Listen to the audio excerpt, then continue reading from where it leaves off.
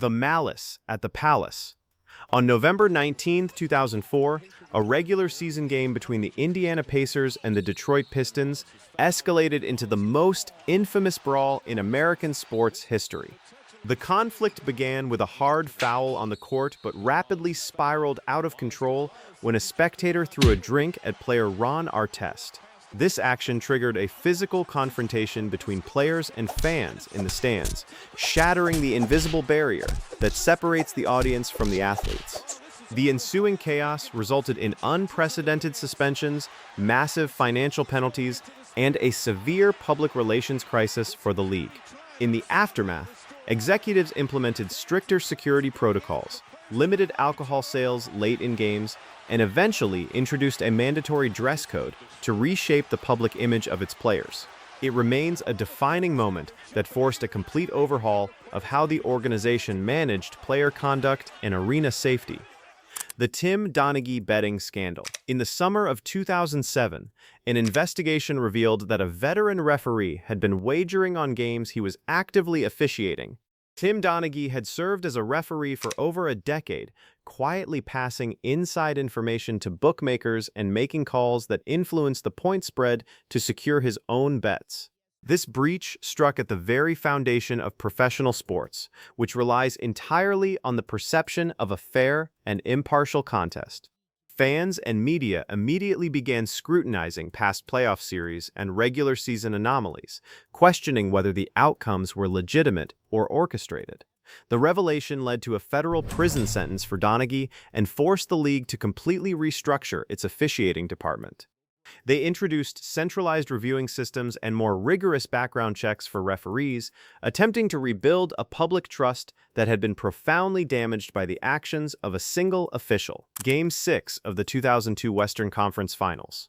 This matchup between the Los Angeles Lakers and the Sacramento Kings is widely regarded as one of the most poorly officiated games in modern basketball. The Lakers shot 27 free throws in the fourth quarter alone, an anomaly that heavily favored them and allowed them to force a Game 7. Critics pointed to a series of phantom fouls called against the Kings' key defenders, while blatant violations by the Lakers appeared to go ignored.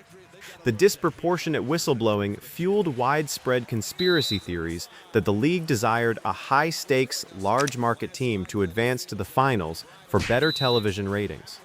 While formal investigations never proved a deliberate fix by the organization itself, the overwhelming consensus among sports analysts remains that the officiating was inexcusably flawed. The controversy cast a long shadow over that championship run and permanently altered how fans perceive the integrity of high-stakes playoff series. The Donald Sterling ban.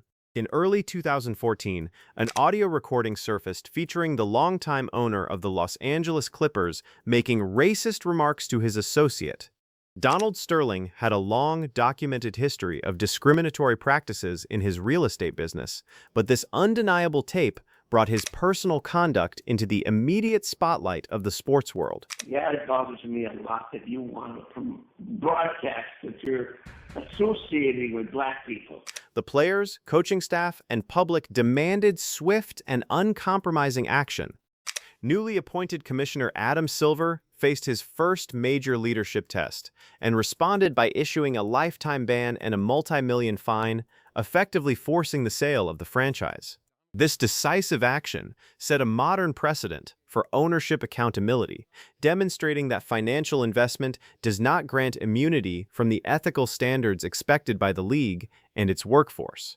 The event shifted power dynamics, showing how player advocacy and public pressure could successfully remove a deeply entrenched billionaire from his position of authority. The frozen envelope draft. The inaugural draft lottery in 1985 was designed to deter teams from intentionally losing games, yet it immediately sparked the most enduring conspiracy theory in basketball history. 7 envelopes representing the worst-performing teams were placed into a large glass drum, with the grand prize being the rights to draft collegiate phenomenon Patrick Ewing. When the commissioner reached into the drum, he selected the envelope belonging to the New York Knicks, a struggling but massive media market desperately in need of a star.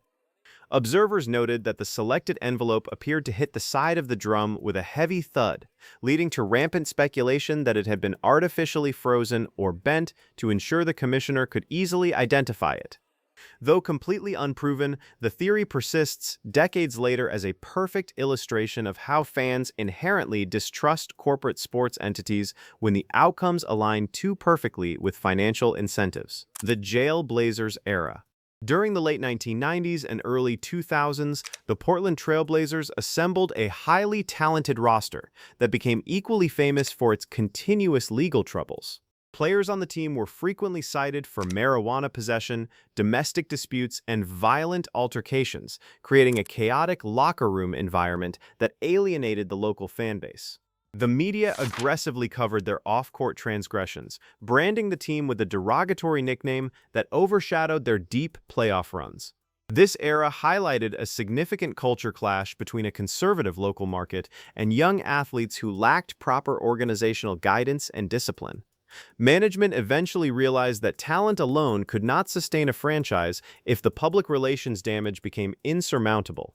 The front office was forced to dismantle the roster, trading away skilled players specifically to purge the toxic culture and rebuild a team that the community could support without moral reservation.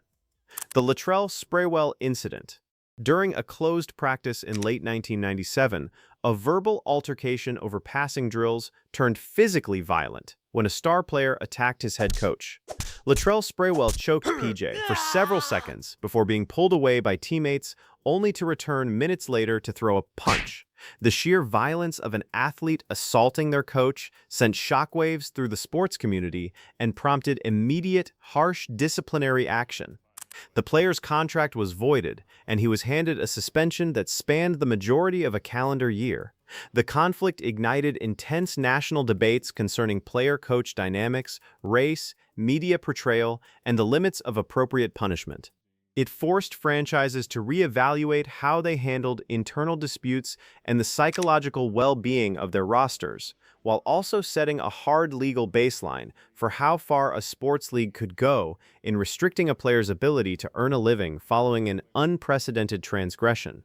The decision. In the summer of 2010, the landscape of free agency was fundamentally altered by a live, heavily promoted television broadcast. LeBron James announced his departure from his hometown team to join the Miami Heat in a highly orchestrated special that drew immense viewership but sparked immediate and intense backlash.